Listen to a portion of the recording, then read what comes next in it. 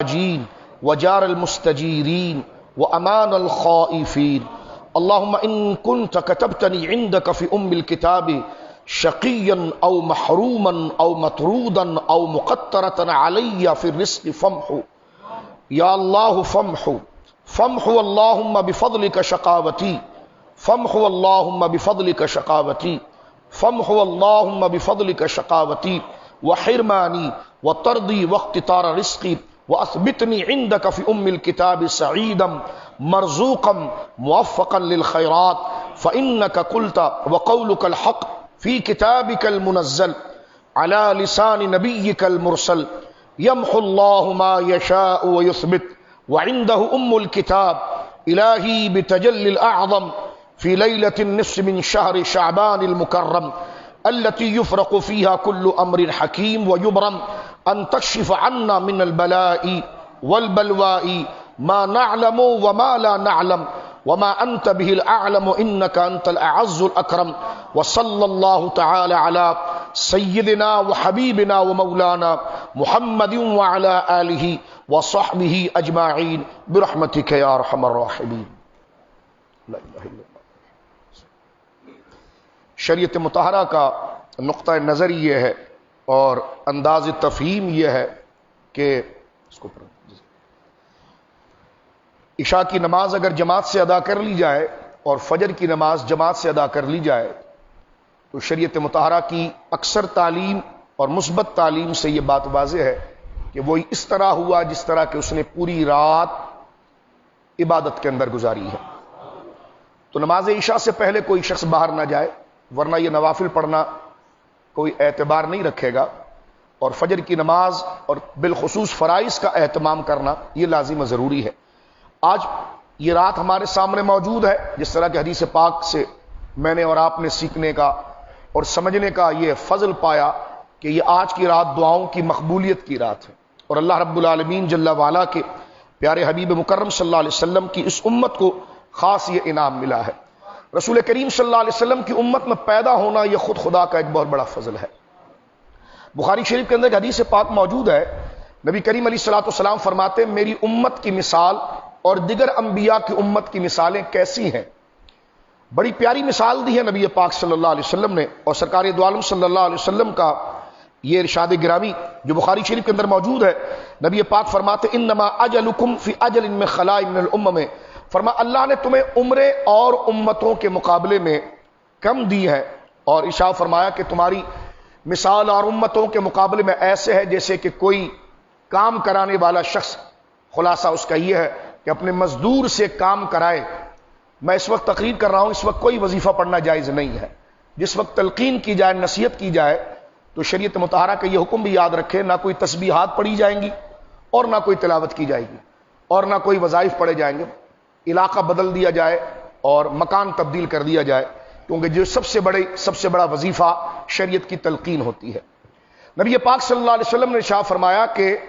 میری امت کی مثال دیگر امتوں کے مقابلے پر ایسی ہے جیسے کوئی کام کرانے والا شخص کوئی کام کرائے اور یہ اعلان کرے کہ صبح سے لے کر دوپہر تک کون کام کرے گا، مزدوری کرے گا، اور اسے میں ایک قرات دوں گا. فرمایا وہ یہود تھے جنہوں نے صبح سے لے کر دوپہر تک کام کیا. فرما پھر اعلان ہوا کام کرانے والے کی طرف سے کہ کون ہے جو دوپہر سے لے کر عصر تک کام کرے گا اور اسے ایک قرات ملے گا. تو فرما وہ نصرانی کھڑے ہوئے، بخاری شریف کے حدیث. تو انہوں نے کام کیا، عرصہ، زمانہ، دور، ٹائم زیادہ تھا اور اجر کیا تھا؟ ایک قرات. نبی پاک صلی اللہ علیہ وسلم فرماتے پھر اعلان ہوا کام کرانے والے کی جانب سے کہ کون ہے جو عصر سے لے کر غروب آفتاب یعنی مغرب تک کام کرے گا، مزدوری کرے گا، اور اسے 2 قرات ملیں گے. تو نبی پاک صلی اللہ علیہ وسلم نے فرمایا وہ میری امت ہے کہ جسے وقت بہت کم ملتا ہے، عمریں بہت کم ملتی ہیں، لیکن اجر اس کم محنت پر اللہ رب العالمین جل والا دگنا عطا فرماتا ہے. کیونکہ رات ہے، دعاؤں کی رات ہے، اپنی طبیعتوں کو نیک باتوں سے تازہ کرنے کے لیے اور ان فضائل سے تازہ کرنے کے لیے چند باتیں عرض کر دی جاتی ہے. جامع ترمذی شریف اس وقت میرے سامنے ہے، اور جامع ترمذی شریف کی حدیث نمبر ہے 739. ہماری ماں ام المومنین حضرت عائشہ صدیقہ رضی اللہ تعالی عنہا آج کی رات کی شرعی حیثیت. یوں تو قرآن کریم میں سورۃ دخان کے شروع میں اللہ نے اس بات کو ذکر فرمایا ہے کہ فیما یفرق کل امر حکیم، فیہا یفرق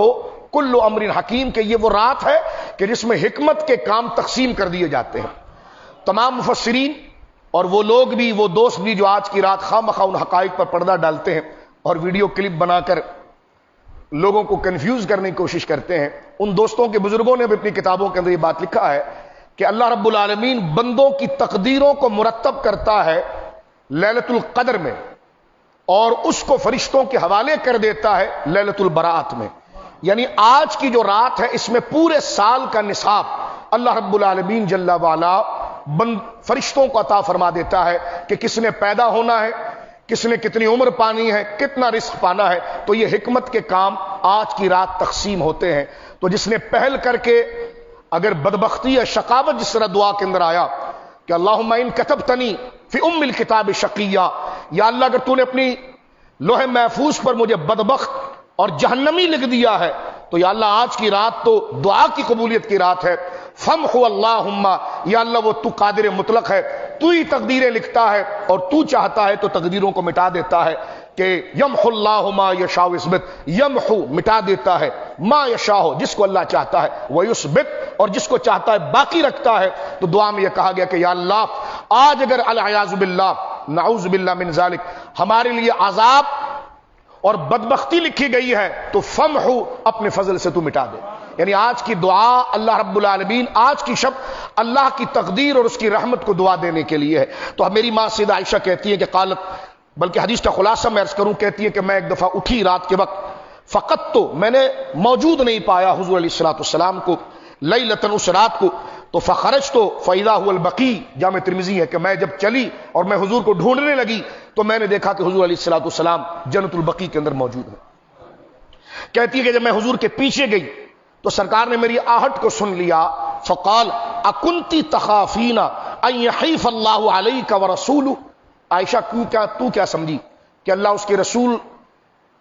جو تجھے دینا چاہتے ہیں یا جو تیرا حق ہے، اس حق کو کیا رسول نے چھپا لیا ہے بحیثیت شوہر کے؟ تو سرکار دو عالم صلی اللہ علیہ وسلم نے ارشاد فرمایا، حضرت سیدہ عائشہ کہتی ہے قلت، میں نے حضور کی بارگاہ میں عرض کیا،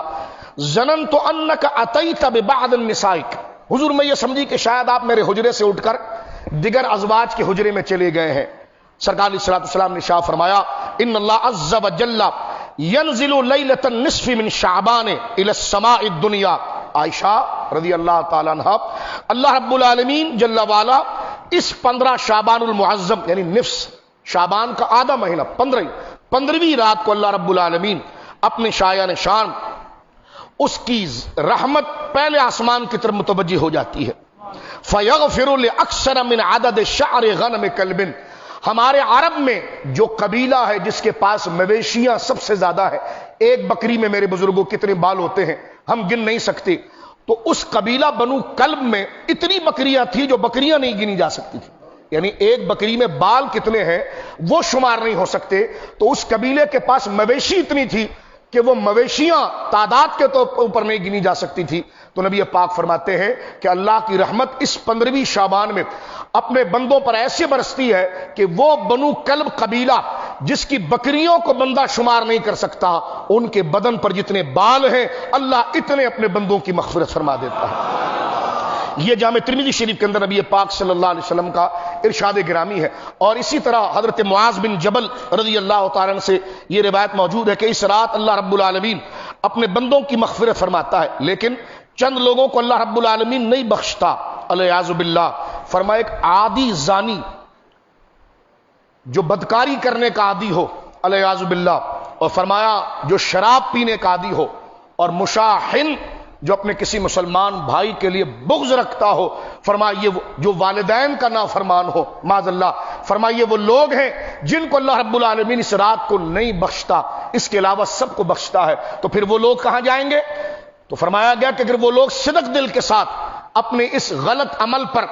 شرمندہ ہو جائیں اور اس غلط عمل سے گھن کھائیں اور آئندہ اللہ سے یہ وعدہ کریں کہ وہ اس غلط عمل کا اعادہ نہیں دہرائیں گے، تو اللہ رب العالمین انہیں بھی اپنی رحمت کے جوار میں حصہ عطا فرما دیتا ہے۔ حدیثیں کثرت کے ساتھ ہیں میرے دوستو بزرگوں، یعنی فضائل کی یہ روایتیں کثرت کے ساتھ۔ میں اختصار کے ساتھ صرف بات عرض کرنا چاہتا ہوں یہ جو کہہ دیا جاتا ہے کہ اس میں احادیث نہیں ہے، بہت تعجب خیز بات ہے، یا نصف شعبان المعظم کی کوئی اہمیت نہیں ہے، بہت عجیب بات ہے۔ حقائق کے سامنے پردہ ڈالنا اور ایک بہت بڑا گناہ اپنے سر لینا ہے کہ اتنے بڑے سچ، اتنی بڑی حقانیت سے لوگوں کو روکنا، کہنا کہ یہ بدعت ہے یا اس دن کی کوئی حدیث نہیں ہے۔ تو میں نے جامع ترمذی آپ کے سامنے پڑھی حضرت عائشہ سے، ابن ماجہ میں روایت موجود ہے حضرت مولا کائنات سے۔ ان بزرگوں کے استاد ہیں ناصر الدین البانی، انہوں نے اپنی کتاب سلسلۃ الاحادیث الصحیحہ کے اندر اس بات کو لکھا ہے، کہتے کتنے صحابہ آج کی رات کو فضیلت کو بیان کرتے ہیں، یعنی نصف شعبان المعظم کی، یعنی 15ویں شعبان، شب برات کی فضیلت کو بیان کرنے والے کتنے صحابہ ہیں؟ کہتے صحابہ نے منایا نہیں۔ تو میں نے کہا بیان جو صحابہ کر رہے ہیں، کتنی عجیب بات۔ کہتے صحابہ نے عمل نہیں کیا۔ تو میں نے کہا بیان میں مسجد ابھی میں کر رہا ہوں، یہ صحابہ کر رہے ہیں۔ تو جب صحابہ نے کیا، بیان کیا، تو یہ عمل تو خود ہی ہوا۔ حضرت اب صرف آپ غور کیجئے، میں تحقیق کے حوالے سے احادیث آپ کے سامنے ہے، صرف صحیح رخ اس کا واضح کرنے کے لیے منصف مزاج لوگوں کے سامنے حضرت معاذ بن جبل سے یہ روایت موجود ہے آج کی رات، حضرت ابو سالبہ سے موجود ہے، حضرت عبداللہ بن عمرو سے موجود ہے، حضرت ابو موسیٰ اشعری سے موجود ہے، حضرت ابو ہریرہ سے موجود ہے، حضرت ابو بکر صدیق سے موجود ہے، حضرت علی المرتضیٰ سے موجود ہے، حضرت عائشہ سے موجود ہے، عوف بن مالک سے موجود ہے۔ یعنی آپ دیکھیے کہ درجنوں صحابہ کرام رضوان اللہ اجمعین آج کی شب، یعنی شعبان المعظم کی 15ویں تاریخ شب برات کی اس عظمت کو بیان کرتے ہیں کہ اس رات اللہ رب العالمین جل وعلا اپنے بندوں کی مغفرت فرماتا ہے۔ صحیح ابن حبان جو حدیث پاک کی بڑی مضبوط کتاب ہے، یہ بھی کہتا ہوا سنا گیا ہے کہ جناب یہ جتنی بھی روایات ہیں وہ ضعیف ہیں الیاذ باللہ۔ میں کہتا ہوں یہ کیسا ایک علمی حقائق پر پردہ ڈالنا ہے۔ اگر یہ تسلیم کر لیا جائے کہ یہ آنے والی احادیث کے راویوں میں کچھ کمی ہے، تو کیا ہم اپنے اداروں میں، تحقیق میں، علم حدیث میں یہ بات پڑھتے پڑھاتے نہیں کہ اگر حدیث کے راوی میں کچھ کمزوری بھی آ جائے تو وہ روایات فضائل میں بالکل معتبر ہوتی ہے؟ یعنی کیا مطلب؟ آج کی رات اگر کوئی نفل نہ پڑھ سکا کوئی گناہگار نہیں، نہ جاگ سکا کوئی گناہگار نہیں، کیونکہ نہ جاگنا فرض ہے، نہ روزہ رکھنا فرض ہے، نہ اس رات کو خاص کر کے عبادت کرنا فرض واجب سنت ہے، لیکن اگر کوئی کر لے تو اجر پائے گا، کر لے تو اجر پائے گا۔ جو جن دوستوں کا یہ کہنا ہے کہ یہ روایت حدیث ضعیف ہے، تو میں نے کہا حدیث تو آپ خود مان گئے کہ حدیث ہے، پھر آپ یہ ساتھ میں لاحقہ لگاتے کہ ضعیف ہے، اور پھر ساتھ میں یہ بھی جلدی سے بول دیتے کوئی ثبوت نہیں ہے، خود آپ کہہ رہے ہیں حدیث ہے۔ اب اگر وہ حدیث ضعیف ہے، ضعیف سے مراد یہ نہیں کہ بوڑھی ہو گئی، ضعیف سے مراد یہ ہے کہ کچھ راویوں کے حافظوں میں کمی آ گئی یا ان پر کوئی نقص آ گیا، تو اس سے فرض تو ثابت نہیں ہوگا، اس روایت سے واجب تو ثابت نہیں ہوگا، سنت موقدہ تو ثابت نہیں ہوگا، لیکن ان روایات مبارکہ سے مستحب اور نیکی کا کوئی کام ہے تو وہ ضرور ثابت ہو جائے۔ لیکن میں پھر عرض کروں، یہ بات بھی حقائق سے دور ہے کہ کوئی روایت صحیح نہیں۔ حضرت معاذ بن جبل کی جو حدیث ہے کہ اس رات اللہ رب العالمین اپنے بندوں کی مغفرت فرماتا ہے، صحیح ابن حبان میں وہ روایت مبارکہ موجود ہے، اور اس کی سند مبارک جو ہے وہ بالکل صحیح ہے۔ اب میں ایک حدیث پاک آپ کے سامنے مجموع الزوائد سے پڑھتا ہوں، یہی معاذ بن جبل کی حدیث کہ یطلع اللہ الی جمیع خلقہ، اللہ کی رحمت اترتی ہے اپنے سارے بندوں پر۔ کب اترتی ہے؟ لیلۃ النصف من شعبان، شعبان کی 15ویں تاریخ کو، فیغفر لجمیع خلقہ، اللہ اپنے سارے مومن بندوں کی مغفرت فرماتا ہے، الا لمشرک او مشاح، لیکن مشرک کو خدا نہیں بخشتا، ریاکار کو نہیں بخشتا، شرک جلی والے کو نہیں بخشتا، اور مسلمانوں کے لیے جو بغض رکھے اس کو نہیں بخشتا۔ اس کے بعد حضرت امام حیثمی اس بات کو ذکر کرتے ہیں، فرماتے ہیں اس حدیث پاک کو نقل کرنے کے بعد آپ اس حدیث پاک کو لکھ کر کہتے ہیں وَرِجَالُهُ ثِقَاتٌ، اس کے سارے راوی صحیح ہیں۔ یہ صحیح ابن حبان میں موجود ہے۔ تو یہ کتنی بڑی علمی دھاندلی ہے یہ کہہ دیا جانا کہ اس رات کو کوئی فضائل نہیں ہے، صحابہ کرام نے یہ عمل نہیں کیا۔ میں نے کہا اگر صحابہ نے نہ بھی کیا ہوتا تب بھی یہ جائز ہوتا، تب بھی یہ جائز ہوتا، کیونکہ نیک کام ہے۔ میں ایک بات عرض کر دینا چاہتا ہوں، دیکھیے کہ ضعیف حدیث سے مستحب ثابت ہوتا ہے۔ وہ حضرات جن کی طرف سے یہ باتیں آئی ہیں، تنقید کے لیے نہیں، ایک پکچر کلیئر آپ کے سامنے بتانے کی، ان کے گھروں میں بہشتی زیور مولوی اشرف علی تھانوی صاحب کی پڑی ہوتی ہے، خود ذرا زحمت کریں فتویٰ دینے سے پہلے، جہاں پر انہوں نے عیدوں کا بیان لکھا ہے ذرا پڑھیں وہاں پر، اور فتاوا دارالعلوم دیوبند دیکھیں، یہ پوری دنیا مجھے دیکھ رہی ہے، اس کا عیدین کا تنقید نہیں ہے، پکچر واضح کرنے کے لیے، شاید آپ کے ذہن میں یہ بات نہیں تو دیکھ لیں اس کو۔ اس میں بہشتی زیور جو آپ شادیوں میں وہ حضرات اپنی بیٹیوں کو بھی دیتے ہیں، تو اس کے عیدین کے بیان میں موجود ہے۔ سوال ہوا کہ عید کی نماز کے بعد جو لوگ مسافہ کرتے ہیں، عید کی نماز کے بعد دعا کرتے ہیں امام صاحب، یا عید کے خطبے کے بعد دعا کرتے ہیں، پوچھا گیا یہ کیا ہے؟ تو مولوی اشرف علی تھانوی صاحب جو اس جماعت کے بانی ہیں وہ کہتے ہیں کہ عید کے بعد دعا، عید کی نماز کے بعد دعا نہ رسول اللہ نے کی ہے، نہ صحابہ نے کی ہے، نہ تابعین نے کی ہے، لیکن دعا کرنا اچھا کام ہے، تو اگر کر لیا جائے تو کیا حرج ہے؟ تو میں نے کہا پھر وہ آپ کا قاعدہ کہاں چلا گیا کہ جو کام رسول اللہ نہ کرے وہ حرام ہے، جو صحابہ نہ کرے وہ حرام ہے؟ میں نے کہا شاید ایسا تو نہیں کہ عید کے دن امام صاحب کے لیے جھولی چلتی ہے تو اس جھولی کے مفاد میں آپ نے شاید یہ سارا قاعدہ بلا دیا، تو لہٰذا شرم آنی چاہیے۔ یہ میں سخت الفاظ اس لیے کروں گا کہ ذمہ داری کے ساتھ لوگوں کے ذہنوں کو تشویش اور ویڈیو بنا کر پھیلا دی گئی ہے، تو اگر کوئی کام صحابہ نہ بھی کریں لیکن اگر اس کی فضیلت عام بیان کر دی گئی ہو کہ دعاؤں کرو اللہ قبول کرتا ہے، سورہ یاسین کے بعد دعا اللہ قبول کرتا ہے، نفلوں کے بعد اللہ دعا قبول کرتا ہے، تو اس عمومی فضائل سے بھی وہ کام کرنا جائز ہوگا، چہ جائے کہ آپ اسپیسیفکس خاص یہ بات کرتے ہیں کہ صحابہ نے یہ کیا تھا کہ نہیں کیا تھا۔ میں ان سے پوچھتا ہوں مجھے بتاؤ، زبان سے نیت کسی صحابی نے کی تھی؟ نماز کی نیت زبان سے کہ میں نماز پڑھتا ہوں 2 رکعت فجر کی،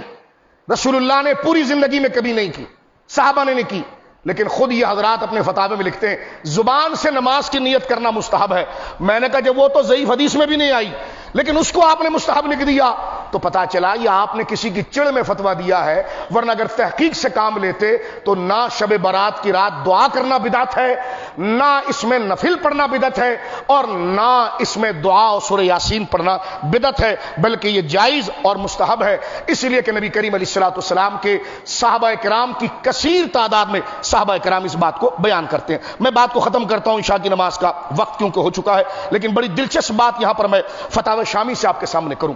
دیکھیے کوئی اگر یہ سوال کرے کہ ٹھیک ہے ہم نوافل کو مان گئے، میں پہلے عرض کر دوں کہ تنقید نہیں، پکچر صحیح واضح کرنے کے لیے، صحیح صورت واضح کرنے کے لیے، تاکہ اجتماع بیٹھا ہوا آپ اللہ کی عبادت کے لیے آئے۔ اگر آپ کے ذہن میں کوئی آپ نے ایسی پوسٹ پڑھ لی ہو،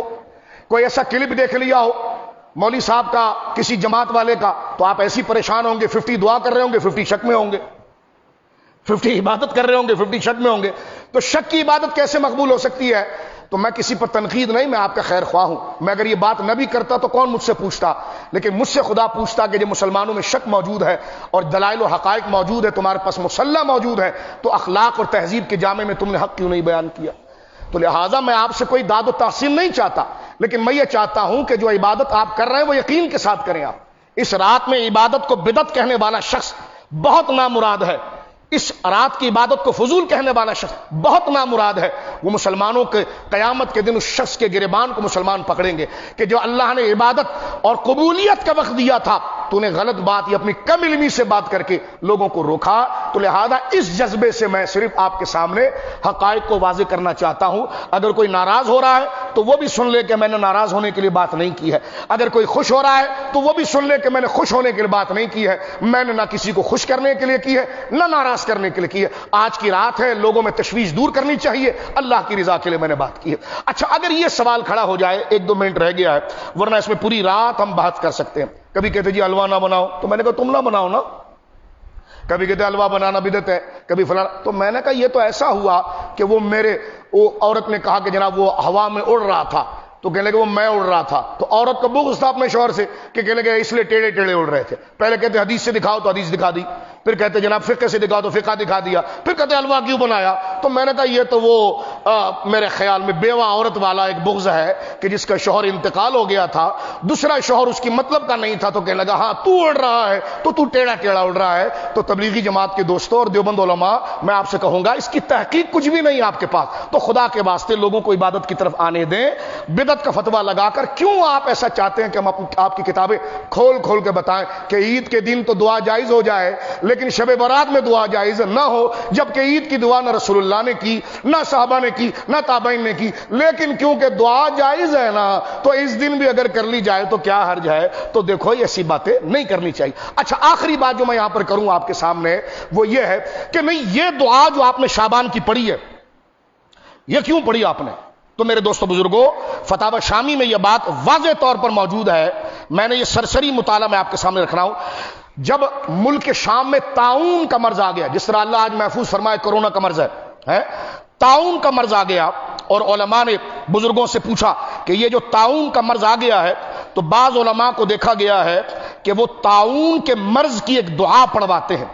طاعون کے مرض سے، جس میں معاذ اللہ بغل کے نیچے گٹلیاں آ جاتی ہیں اور وہ مرض جو ہے کہ وہ درست نہیں ہو سکتا، تو طاعون کے مرض میں جو گٹلیاں بغل کے نیچے آ جاتی ہیں اور لا علاج یہ مرض ہے، تو اس کے لیے دعا کرنا کیسا ہے. علامہ شامی علیہ رحمت نے فتاوی شامی میں، خدا کے واسطے اس سے تم فتوا دیتے ہو کچھ پڑھنے کی کوشش کرو، کسی کے بغض میں غلط بات نہ کرو. علامہ شامی علیہ رحمت لکھتے ہیں وَمِنْهُ الدُّعَاءُ بِرَفْعِ الطَّاعُونِ،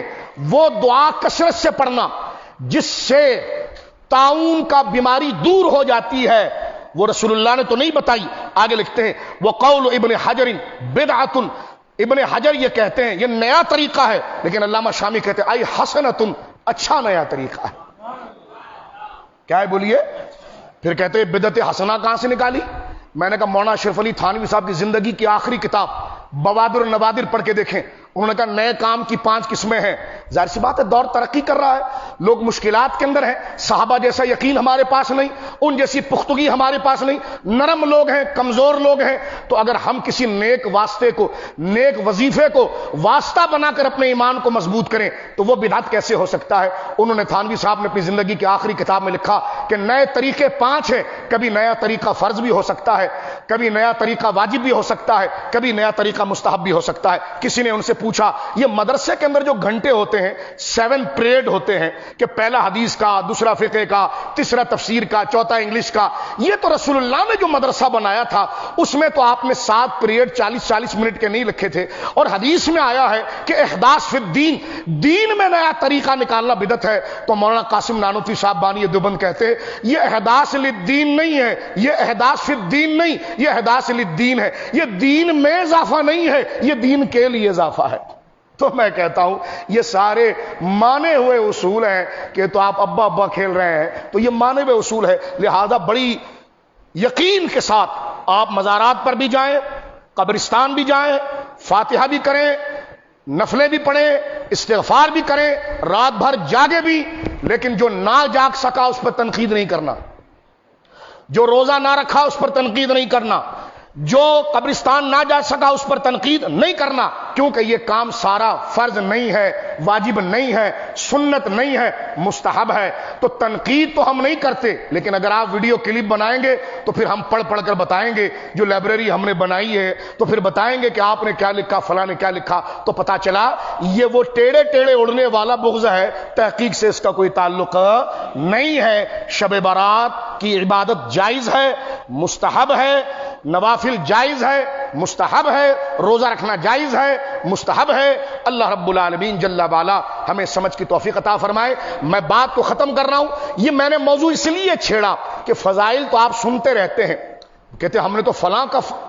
کی کیسٹ سنی، وہ تو توبہ کا طریقہ بتا رہے تھے. میں نے کہا اللہ ان کو اجر دے، لیکن میرا دل ایسا ہے کہ میں توبہ کا طریقہ بھی بتاؤں، لیکن وہ توبہ والی بابرکت رات پر کوئی تنقید کرے تو پھر میں چپ نہیں رہ سکتا. اپنے بھائی کو مطمئن کرنے کے لیے میں اس سوال کا جواب بھی بتاؤں. تو لہذا میں نے اس جذبہ خیر سے یہ بات کی ہے. وما علیہ الا البلاغ، یہ آپ تک پہنچایا ہے صرف اللہ کی رضا کے لیے. اللہ اسے اپنے پاک دربار میں قبول فرمائے. نماز عشاء کا وقت ہو گیا ہے، انشاءاللہ ابھی مؤذن صاحب اذان بھی دے دیں گے مختصراً، اور اس کے بعد انشاءاللہ العزیز نماز عشاء. ہم بحمدللہ اللہ رب العالمین تمام کا بیٹھنا، اٹھنا اور پڑھنا اپنے پاک دربار میں قبول فرمائے. اور جس طرح آپ جڑ کر بیٹھے اللہ امت کو اسی طرح متحد رکھے، بیجا فضول اختلاف سے بچاتے ہوئے ہم میں وحدت عطا فرمائے، یکتائی عطا فرمائے. باخر